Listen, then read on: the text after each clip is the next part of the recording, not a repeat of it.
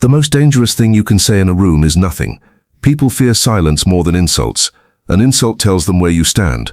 Silence forces them to guess, and guessing creates doubt, insecurity, and obsession. That's why the most dominant people in history weren't always the loudest. They were often the quietest. Machiavelli himself warned rulers never to reveal their full hand, because once you speak, you're committed. Silence, on the other hand, keeps you untouchable. Most people think power comes from talking, persuading, convincing. They flood conversations with explanations, apologies, arguments. They can't stand gaps. The moment silence creeps in, they panic. They feel the need to fill it, to prove themselves, to reassure others, to smooth over tension. And every word they spill becomes leverage for someone sharper. Politicians lose debates not because of bad ideas, but because they talk too much. Couples lose relationships not because of betrayal, but because they can't shut up during fights. Employees lose promotions not because they're incompetent, but because they explain themselves into irrelevance. The pattern is the same. Touchable people talk. Untouchable people wait. Why does silence dominate so effectively? Because humans are wired to fear the unknown. Studies in psychology show that uncertainty creates more anxiety than clear pain. You'd rather hear bad news than hear nothing at all. That's why ghosting drives people insane. It's not the rejection itself, it's the silence, the unanswered texts, the blank space where words should be. Your brain fills the void with obsession. What are they thinking? Why aren't they responding? Did I do something wrong? The silence becomes louder than words ever could. And that's the game. Silence makes other people reveal themselves. In negotiations, the person who speaks first loses leverage. In arguments, the one who stays quiet forces the other to over-explain. In relationships, the one who doesn't rush to fill the silence becomes the one the other chases. Silence doesn't just hide your thoughts, it drags out theirs. Machiavelli wrote that rulers should appear thoughtful and reserved because mystery multiplies respect. Silence is mystery distilled into action. Look around and you'll see how it plays out. The boss who pauses for 5 seconds before answering makes the entire room lean forward. The politician who doesn't reply immediately forces the media to speculate. The partner who doesn't respond to provocation leaves the other scrambling to guess if they've gone too far. None of this requires shouting. It requires nothing. That's why it's so powerful. The irony is that people think silence is weakness. They confuse talking with strength. They assume that if you don't explain yourself, you don't have an explanation. If you don't argue, you can't argue. If you don't react, you're powerless. But dominance isn't about proving you're right. It's about controlling the frame. And silence controls the frame better than any argument. Machiavelli said appearances matter more than truth. Silence is the ultimate appearance. It lets people project their fears, their hopes, their insecurities onto you, while you reveal nothing. Here's the dark humor. Silence is free. It costs you nothing, but it costs others everything. It makes them nervous. It makes them chase. It makes them confess more than they planned. Lawyers use silence to get witnesses to keep talking until they slip. Interrogators use silence to make suspects squirm. Narcissists use silence to punish and control. And the untouchable use silence not emotionally, but strategically, as a way of making others burn energy while they conserve theirs. If you want proof, think of the last time someone ignored your message. You probably thought about it longer than if they'd replied with a simple insult. An insult can be dismissed. Silence cannot. Silence lingers. It gnaws at you, and the more you obsess over what it means, the more the other person dominates without lifting a finger. Machiavelli would call it economy of power. Why fight with words when absence wins the war? This is why silence is the most underrated dominance strategy. It doesn't require status, wealth, or physical strength. It only requires self-control.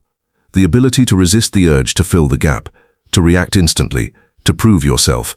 That's why so few people use it effectively. They're addicted to being heard.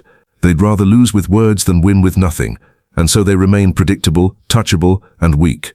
By the time we're done, you'll see silence not as passivity, but as weaponry. 11 different ways to use it: to intimidate, to reframe, to punish, to test, to control. Silence as shield, silence as sword, silence as the gap that swallows opponents whole. Because in the end, people aren't undone by what you say, they're undone by what you refuse to say. And nothing is more Machiavellian than making your enemies talk themselves into defeat while you sit in silence. If silence is such a powerful tool, why don't more people use it? Because most people are terrified of it. Silence feels unnatural. It exposes insecurities. It forces them to sit with themselves, and most people would rather do anything else. That's why they overshare, over-explain, and overreact. They can't stand the weight of silence, so they relieve it by talking, and in that talking they lose. The first weakness is the need to prove innocence. Accuse someone of lying, and the average person rushes into a 10-minute defense. They believe that if they don't explain, they'll look guilty. In reality, the opposite is true.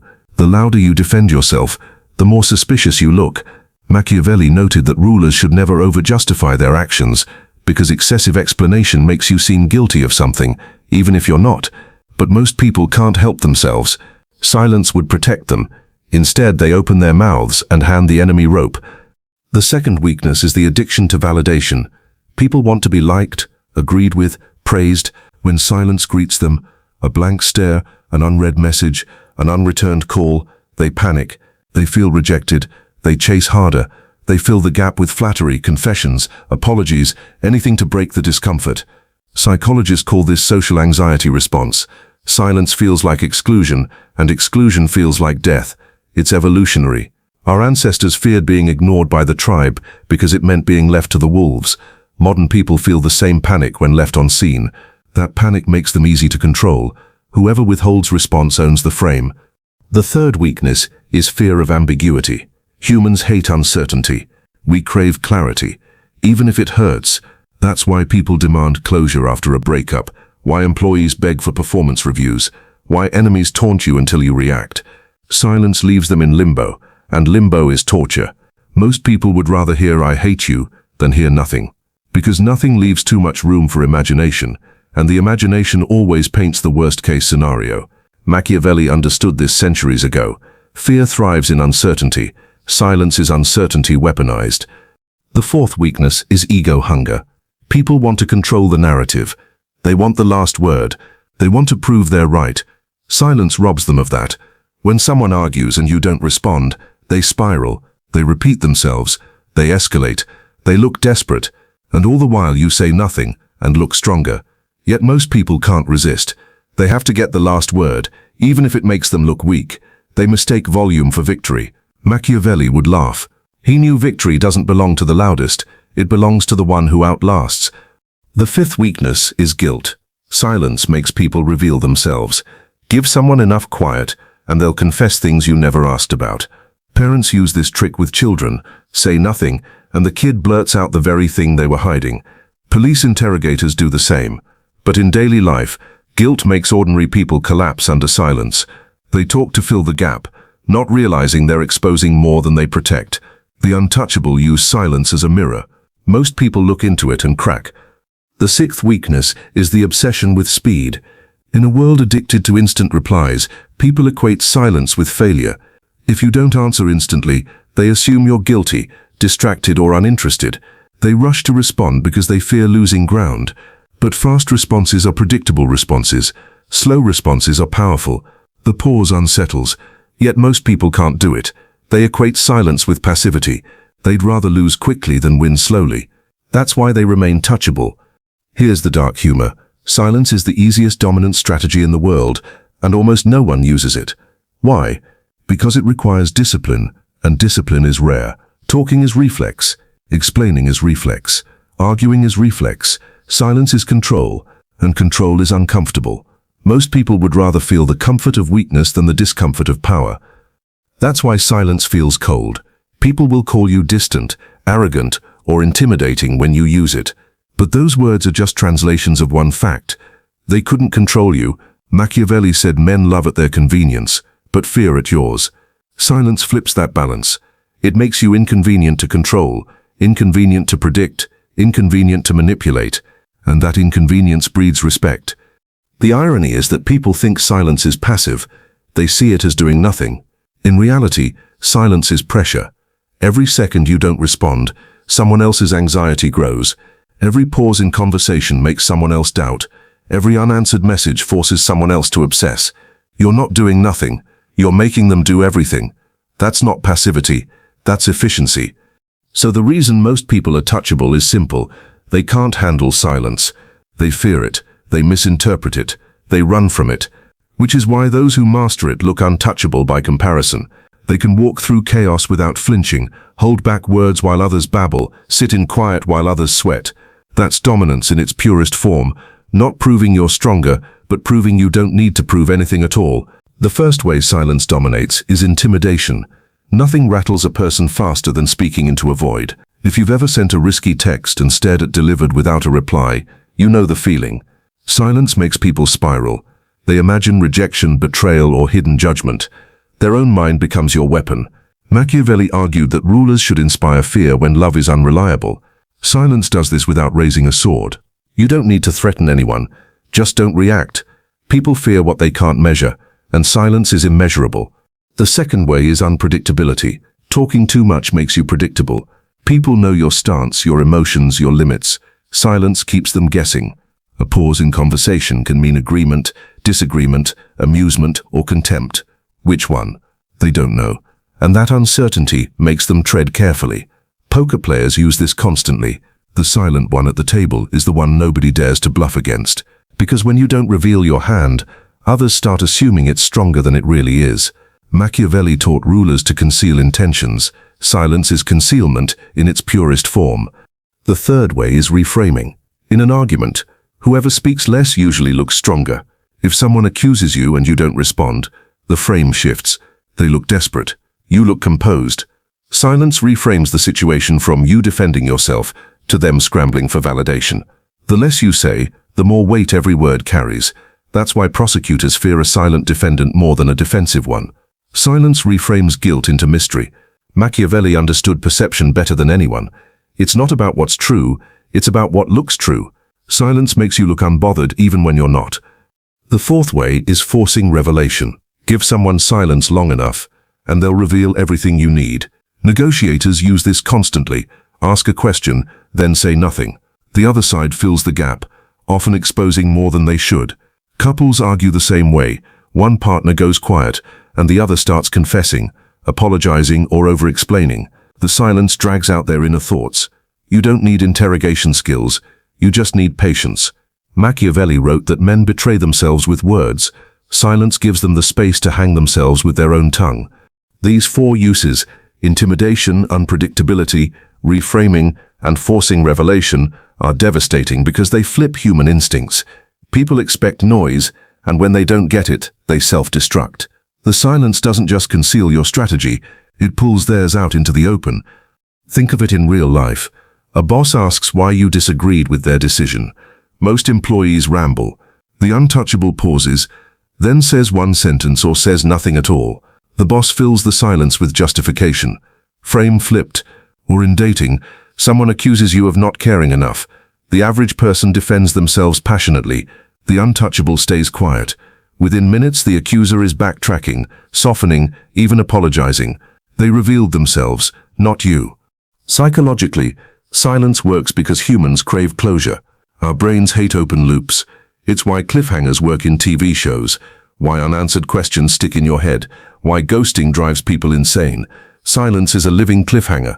The brain can't help but try to close the loop, and in doing so, people reveal more than they wanted. Your silence forces their confession. Your stillness forces their movement. That's not passivity. That's dominance disguised as patience. The dry humor here is obvious. Silence is so simple it almost feels unfair. You don't need charisma, wealth, or genius to use it. You just need the ability to shut up longer than the other person. Yet most people fail at it. They can't stand the weight. They fill it with explanations, excuses, emotions, and in doing so they give you everything you need. The silent one never loses information. The noisy one always does. Machiavelli would smirk at how cheaply people sell themselves just to fill empty air. And here's the kicker. Silence multiplies itself. The more you use it, the stronger your reputation becomes. People start to expect that you won't respond quickly, won't over-explain, won't reveal yourself. That reputation alone deters attacks. Why pick a fight with someone you can't bait? Why negotiate with someone who won't fold under pressure? Why accuse someone who won't defend themselves into guilt? Silence makes you look like steel, even if underneath you're shaking. That's the beauty of it. No one can measure what they can't hear. The fifth way silence dominates is punishment. Most people punish with words, yelling, lecturing, arguing. It feels satisfying, but it rarely works. Words invite counter-arguments. Silence doesn't. The silent treatment, when used strategically, is one of the cruelest forms of punishment. It starves the other person of attention, and attention is oxygen. Narcissists use it recklessly to control people. The untouchable use it selectively, not as emotional blackmail, but as a boundary.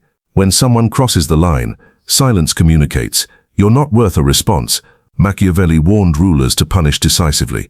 Silence is decisive because it denies the offender even the dignity of a confrontation. The sixth way is creating scarcity. Everyone talks too much, posts too much, replies too fast. The market is flooded with noise, silence makes you rare, and scarcity creates value. The less often you speak, the more people listen when you do. The less available you are, the more people crave your presence. This isn't theory, it's economics applied to human psychology. Diamonds are just rocks. Their value comes from scarcity. Your words work the same way. Machiavelli advised rulers to appear rarely in public because rarity inspires awe. Silence is how you create that same awe in your daily life. The seventh way is testing loyalty. Words make loyalty easy. Anyone can promise, flatter, or swear allegiance. Silence exposes the truth. Stop feeding someone attention and watch what happens. Do they still respect you when you're quiet? Do they still value you when you're not performing for them? Or do they vanish, insult you, or chase the next source of validation? Silence is a loyalty test because it strips away the show. Machiavelli taught that allies must be tested because loyalty based on convenience will crumble in crisis. Your silence is that crisis, and the way people respond tells you everything you need to know. The eighth way is weaponized pauses. Not long silences, just moments, seconds, well-placed gaps. In conversation, a pause after someone's words forces them to clarify. In negotiation, a pause after an offer forces the other side to sweeten the deal.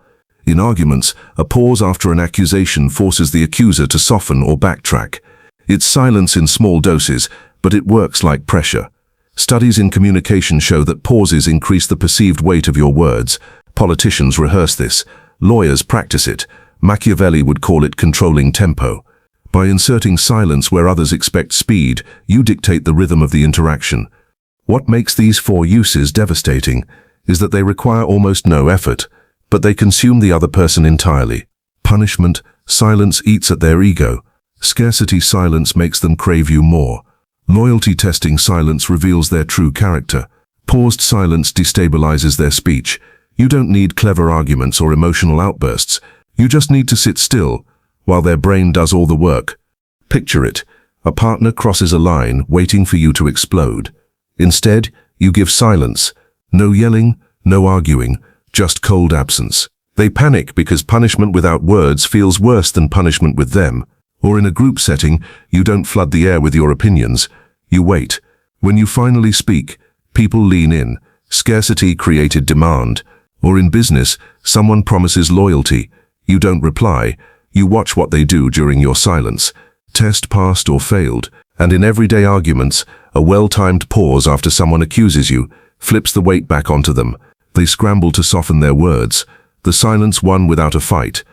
Psychologically, silence in these forms preys on the brain's biggest vulnerabilities: the need for validation, the fear of exclusion, the hatred of uncertainty. Silence denies all three, and denial is power. It's not that you control others directly, it's that you force them to reveal how badly they want your attention, how fragile their loyalty is, or how desperate they are to fill the gap. You don't dominate with noise, you dominate by withholding. Here's the irony. People say silence is passive, but notice how exhausting it is for the other person. You sit calmly saying nothing while they twist themselves into knots. That's not passive, that's efficient. Machiavelli's whole philosophy was efficiency and cruelty. Do less, gain more. Silence is that principle modernized. And once you master these four: punishment, scarcity, loyalty testing, and weaponized pauses, you become harder to provoke, harder to manipulate, harder to replace. People start to realize that engaging you requires risk, because you might respond with silence, and silence doesn't just win arguments, it haunts people afterward. They replay it, overthink it, obsess about it. The game ends, but the silence lingers. That's dominance. The ninth way silence dominates is the silent exit. Most people can't leave quietly. They want closure, the last word, the final blow. They want the other person to know exactly why they walked away. But the silent exit denies all of that. It leaves the other person without clarity, without conclusion, without control. and that void eats at them far longer than any dramatic speech would. Machiavelli argued that cruelty should be swift and final. Walking away without explanation is cruelty perfected. It tells them, "You're not worth even my words." And the haunting thing about silence is that it lingers. They replay every detail, searching for answers you'll never give. That's not just leaving, that's psychological domination, long after you're gone. The 10th way is controlling timing. Silence isn't just about not speaking, it's about when you choose not to speak. Strategic timing turns silence into a weapon. In negotiations, silence after an offer forces the other side to fill the gap, usually by sweetening the deal. In conflict, silence right when someone expects you to explode flips the power dynamic completely. In persuasion, silence after a powerful statement makes it echo longer in the listener's mind. Machiavelli warned that timing often matters more than force. Silence used with precision lets you control tempo. You set the rhythm while others stumble to keep up. The 11th and final way is creating obsession. Silence doesn't just dominate in the moment, it dominates in memory. People forget words, but they don't forget silence. Every unanswered text becomes a puzzle. Every unspoken reaction becomes a mystery. Every pause becomes a riddle. And humans can't resist riddles. We obsess over what we don't know more than what we do. That's why ghosting hurts more than rejection. Why a cold pause in an argument lingers longer than an insult. Silence implants itself in the other person's mind. They replay it, analyze it, and assign meaning to it long after you've moved on. You didn't dominate them in the conversation. You dominate them in their thoughts, days or even years later. That's the true Machiavellian brilliance of silence. It turns absence into obsession. These last three, the silent exit, controlling timing, and creating obsession, are the most advanced uses of silence because they extend beyond the moment. Punishment. Silence affects the present. Scarcity. Silence affects reputation. But these three affect memory. They turn silence into something that keeps echoing even when you're not there. And that's what makes you untouchable. Think of it this way. When you argue loudly, you get attention for a moment, but people forget your words quickly. When you leave with silence, they remember forever. When you delay a response in negotiation, the silence itself changes the outcome. When you remain quiet in conflict, your opponent obsesses afterward, wondering what your silence meant. In all three cases, you do less while others do more. That's not just strategy, that's efficiency. Psychologists call this the Zeigarnik effect. The brain fixates on unfinished business. Silence leaves everything unfinished. It's a conversation with no ending, a text with no reply, a look with no explanation, and because the brain hates unfinished loops, it replays them endlessly. That's why silence creates obsession. That's why your absence becomes louder than anyone else's presence.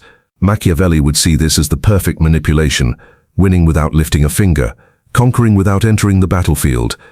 And here's the dry humor. Most people think dominance requires presence. They think they need to talk more, show more, prove more. But silence proves that absence is often stronger than presence. You don't need to be in the room to dominate it. You don't need to keep talking to own the last word.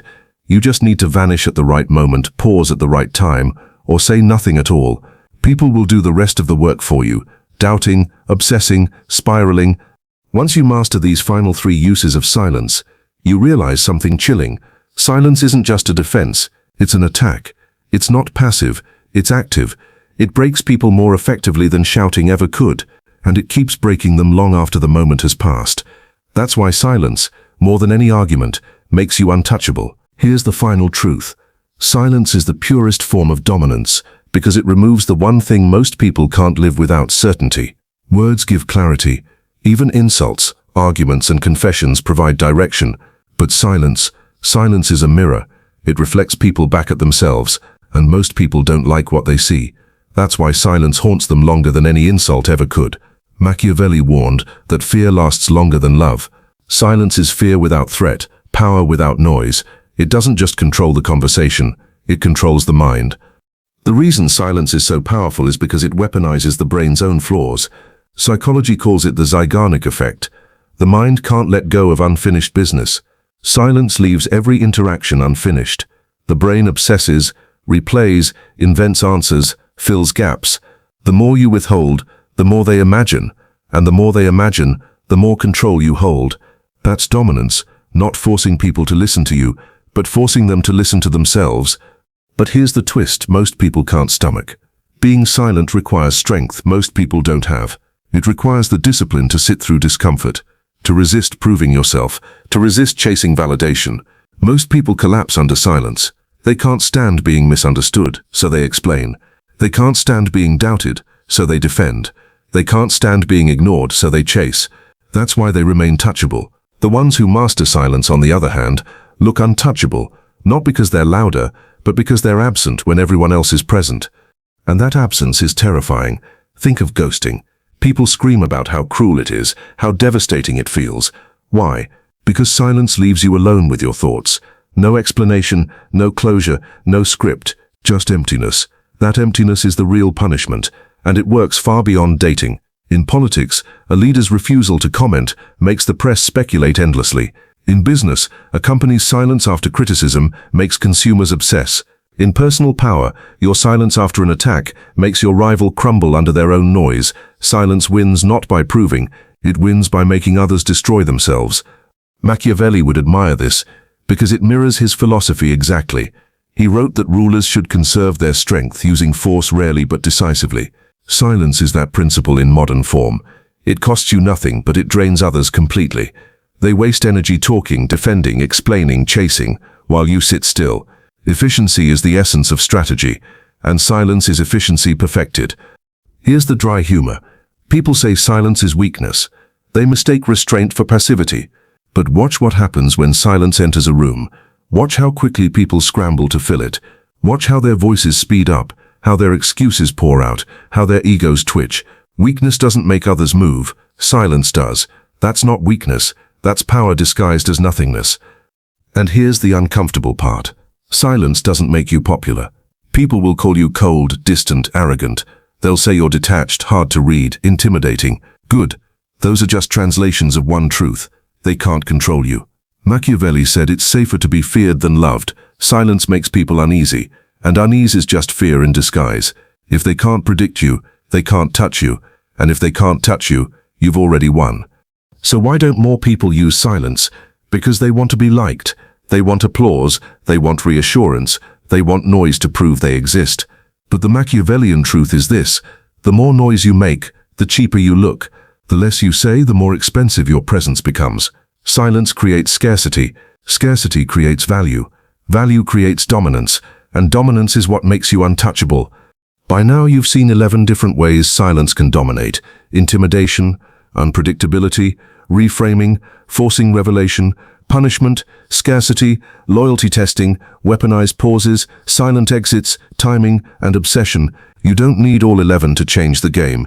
Just one, applied consistently, can shift how people treat you. Apply all of them, and you stop being a participant in the noise of the world. You become the person others obsess over, while you say nothing at all. That's the ultimate irony. The loudest people in the room may get attention for a moment, but it's the silent ones people never forget. Because silence doesn't end when the conversation ends. It lingers, it echoes, it haunts, and in the end, that's the real test of power. Not who speaks the most, but who can remain silent while others tear themselves apart with their own words. So remember this: being untouchable doesn't mean never being challenged. It means challenges never land, and nothing lands harder than silence. You don't need to prove yourself, you don't need to explain yourself, you don't need to fight every battle. You just need to master silence, because in a world addicted to noise, silence isn't absence, silence is dominance,